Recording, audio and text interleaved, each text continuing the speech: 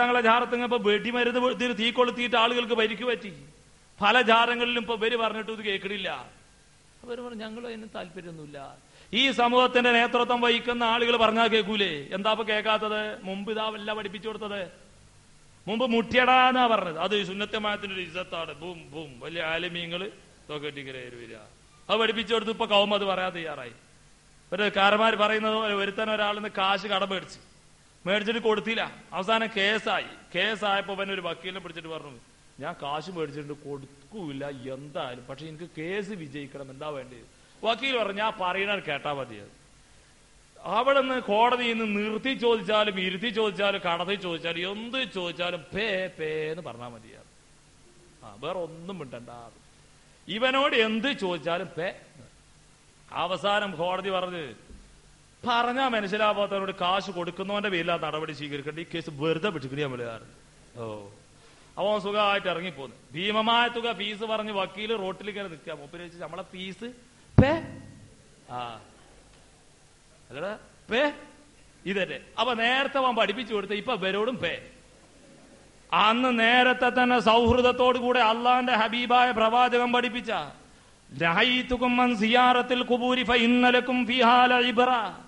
ഇസ്ലാമിലേക്ക് പുതുതായി കടന്നു വന്ന സഹോദരന്മാരോട് ഖബർ സിയാറത്ത് ചെയ്യെല്ലാം വിലക്കിയിട്ട് ബിംബങ്ങളാണെന്ന് തെറ്റിദ്ധരിച്ച് സുജൂദ് ചെയ്യുമെന്നുള്ള ഭയം കൊണ്ട് റസൂലുള്ള വിലക്കി.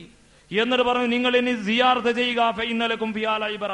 നിങ്ങൾ ഖബർ സിയാറത്ത് ചെയ്യുമ്പോ പടച്ചോനെ നിങ്ങൾക്ക് ഓർക്കാൻ അവസരമുണ്ട്, പരലോകത്തെ കുറിച്ച് ഓർക്കാൻ അവസരമുണ്ട്.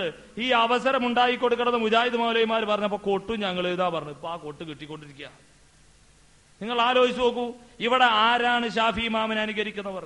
ഷാഫി ഇമാം ഇവിടെ ജാറത്തുകൾ പോയി കൊട്ടാരും മുട്ടാരും അല്ല പഠിപ്പിച്ചിട്ടുള്ളത്. മഹാനവറുകൾ പറഞ്ഞത് അള്ളാഹുവിനെ ഓർക്കാനുള്ളതായ ഒരു സാഹചര്യമാണത്, അത് ഉപയോഗപ്പെടുത്തണം. അതാണ് മുജാഹിദുകൾ ചെയ്യുന്നത്. അതുപോലെ തന്നെ നിങ്ങൾ ആലോചിച്ച് നോക്കുക. പിന്നെ എന്താണുള്ളത്? സമയം വളരെ വൈകിപ്പോയി, ഞാൻ എന്റെ വാക്കുകളോട് അവസാനിപ്പിക്കാറ്. ഇപ്പോ ഷാഫി മദ്ഹബ് കണ്ട് ഫില്ല അവിടെ നിന്നുണ്ടെങ്കിൽ മരിച്ചുപോയ മഹാന്മാരോട് കൂടെ എന്താണ് പ്രാർത്ഥിക്കണം. കാരണം മരിച്ചോലും ഹയാത്തുള്ളവരും ഒക്കെ സഭ മാത്രമല്ല, മരിച്ചാൽ ഒന്നും കൂടെ ഫോഴ്സ് കൂടുന്ന.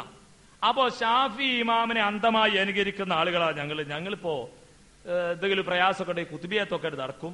അതുപോലെ തന്നെ മറ്റെന്തെങ്കിലുമൊക്കെ കാര്യങ്ങളൊക്കെ നടത്തും. ജാറത്തൊക്കെ പോയി സിയാറത്തെയും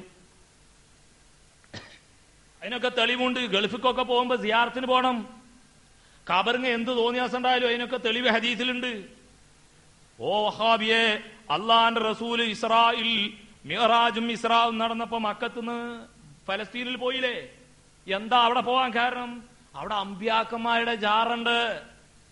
അതുകൊണ്ടൊരു വായുമണ്ഡലത്തിലൂടെയുള്ള വാനലോകത്തിലൂടെയുള്ള യാത്രക്ക് വേണ്ടി പോകുമ്പോ ജാറം സന്ദർശിക്കണം. ഗൾഫിൽ പോകുമ്പോ അതൊന്ന് ചെയ്യണം. അപ്പൊ അവിടെ വല്ല തെറ്റായ കാര്യങ്ങളൊക്കെ ഉണ്ടാവും, തോന്നിവാസങ്ങളൊക്കെ നടക്കണ്ടല്ലോ ജാറത്തിങ്ങ. നമ്മൾ പലരും പറയാറുണ്ട് അതുണ്ടാകും.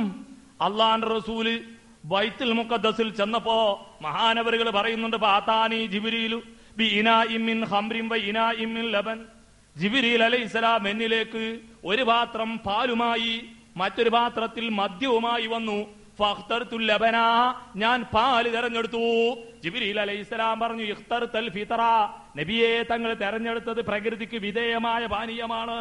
അതുകൊണ്ട് വഹാബിയെ ജാറത്തങ്ങ് ചെല്ലുമ്പോ അവിടെ കള്ള് കച്ചവടമുണ്ടാകും, ചീട്ടുകളി ഉണ്ടാകും, സകല തോന്നിവാസം ഉണ്ടാകും. കണ്ടത് മുഴുവൻ മോന്താൻ പോകണ്ട. അപ്പൊ ജാറാവണ ഈ കള്ള് കച്ചവടം കൂടെ അവിടെ വേണം. അതിന് തെളിവിതാ നബിന്റെ ഇസ്രാ. ഈ രൂപത്തിൽ ഹദീസ് പറയാൻ ആരാ ഇവർക്ക് അധികാരം കൊടുത്തത്? ഷാഫി ഇമാം പറഞ്ഞ വാക്കുകളല്ലാതെ ഹദീസ് എടുക്കുന്നത് കാഫിറാവുന്ന പരിപാടിയാണെന്ന് പഠിപ്പിക്കുന്ന ആളുകൾക്ക് ഈ ഹദീസ് സ്വീകരിക്കാൻ പറ്റുമോ? നബി സല്ലല്ലാഹു അലൈഹി വസല്ലം തങ്ങൾ പറഞ്ഞ ഈ വാക്ക് സുദ്ദീഖുൽ അക്ബർ അല്ലേ ആദ്യം ഇസ്രാ മിഅ്റാജും അംഗീകരിച്ച്. ആ നബി നിങ്ങൾ അവിടെ പോയപ്പോ കള്ളച്ചോടം കണ്ടൂലേ, നമുക്ക് ഇനി ജാറത്തിങ്ങ ഇങ്ങനെയാവണം. ഈ സുദ്ദീഖുൽ അക്ബറിന് മനസ്സിലായില്ല, 4 ഖലീഫമാർക്ക് മനസ്സിലായില്ല, ലോകത്ത് കഴിഞ്ഞു പോയ 10,000-കണക്കായ സഹാബത്തിന് ഇത് മനസ്സിലായില്ല, താബീകൾക്കും താബീകൾക്കും മനസ്സിലായില്ല, ഷാഫി ഇമാമിനും മനസ്സിലായില്ല. ഇവർക്ക് കുറച്ച് ആൾക്കാർക്ക് ഇത് മനസ്സിലായി. നിങ്ങൾ ആലോചിച്ചു. അതുപോലെ പിന്നെ എന്താ ഉള്ളത്? മരിച്ചുപോയ മഹാന്മാരായ ആളുകളെ സംബന്ധിച്ച് ഒരുപാട് അനാവശ്യമായ പ്രചാരങ്ങളാണ് അവരെ സംബന്ധിച്ച് നടത്തിക്കൊണ്ടിരിക്കുന്നത്. ഷാഫി മതം പ്രകാരം ഒരു മുയ്യത്തിമാല പാടാൻ പറ്റുമോ നമുക്ക്? ഷാഫി ഇമാം ഇങ്ങനെ എന്റെ മതബില് അല്ലെങ്കിൽ ഞാൻ പഠിപ്പിക്കുന്നുണ്ട് ഒരു മാലയിലടവ്. മഹാനവറുകൾ പറയുന്നില്ല. മാലയെ സംബന്ധിച്ചിടത്തോളം ഇപ്പൊ നമ്മളെ മൗലവിമാരൊക്കെ പറയുന്നത് മാലയിൽ ഒരുപാട് വൈരുദ്ധ്യങ്ങളുണ്ട്. റിഫായി മാലയും മുഹിയദ്ദീൻ മാലയും തമ്മിൽ കൂട്ടുമ്പോൾ തമ്മിൽ ജിഹാദാണ് എന്നൊക്കെ നമ്മൾ പറയും. പക്ഷെ അതിനൊക്കെ തെളിവുണ്ട് ഉസ്താദ്മാർക്ക്. നിങ്ങൾ എത്ര തെറ്റാണെന്ന് പറഞ്ഞാലും അതിനൊക്കെ തെളിവ് നമ്മൾ പറയും.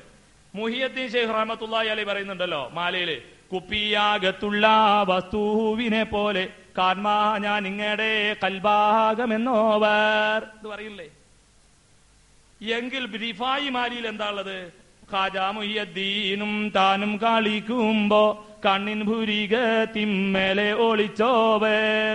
മുഹിയദ്ദീൻ ഷെയ്ഖും റിഫായി ഷെയ്ഖും കളിക്കുമ്പോ മുഹിയദ്ദീൻ ഷെയ്ഖ് റിഫായി ഷെയ്ഖിന്റെ കണ്ണിന്റെ പുരികത്തുമ്പോൾ പോയി ഒളിച്ചു. അതിൽ റിഫായി ഷെയ്ഖിനെ മുഹിയദ്ദീൻ ഷെയ്ഖിന്റെ കണ്ണിന്റെ പുരികത്തുമേ റിഫായി ഷെയ്ഖ് ഒളിച്ചപ്പോ റിഫായി ഷെയ്ഖിനെ കാണാനല്ല മുഹിയദ്ദീൻ ഷെയ്ഖിനെ. മഹാനവർ വിളിച്ചു, അല്ല റിഫായി എവിടെ ഏട്ടാ ഇത് കാണാനില്ലല്ലോ, നമ്മളിവിടെ ഉണ്ടല്ലോ മൂപ്പരുടെ ഇറങ്ങിപ്പോതോ. എന്നാ ഈ കൽബിലുള്ളത് കാണുന്ന ഇമാം മഹാനാ മുഹിയദ്ദീൻ ഷെയ്ഖിന് എന്തേ കണ്ണിന്റെ പുരികത്തുമുള്ളത് കാണായിരുന്നോ എന്ന് ചോദിച്ചു കുട്ടികൾ.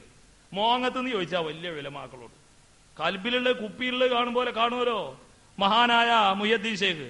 എന്നാ എന്തേ കണ്ണിന്റെ പുരികത്തുമുള്ളത് കാണായിരുന്നു എന്ന്. റിഫായി മാലിയിൽ കണ്ടില്ലാന്നുണ്ടല്ലോ. അപ്പൊ എന്താ തെളിവ്? അത് റിഫായി ഷെയ്ഖിന്റെ കറാമത്ത് സ്ഥാപിത്താവണമെങ്കിൽ അവിടെ കാണാതിരിക്കണം എന്നാ.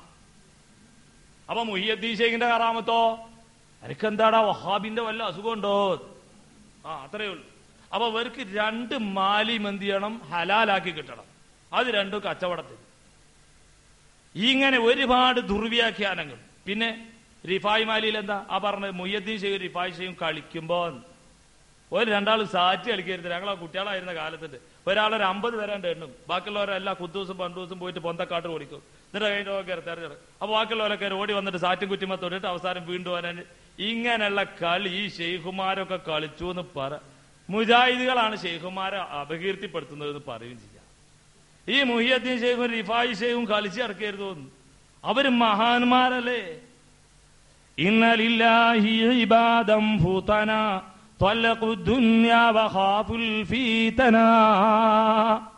അള്ളാഹുവിനൊരു വിഭാഗം അടിമകളുണ്ട്. അവർ ഈ ഭൗതിക ലോകത്തിന്റെ പകിട്ടാർന്ന പ്രതിഭാസങ്ങളെ അവഗണിച്ച ആളുകളാണ്.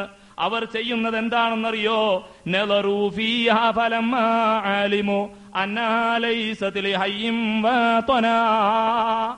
ഈ ഭൗതിക ലോകം എക്കാലത്തും ജീവിക്കാൻ പര്യാപ്തമല്ല എന്ന് മനസ്സിലാക്കിയ ആളുകളാണ്.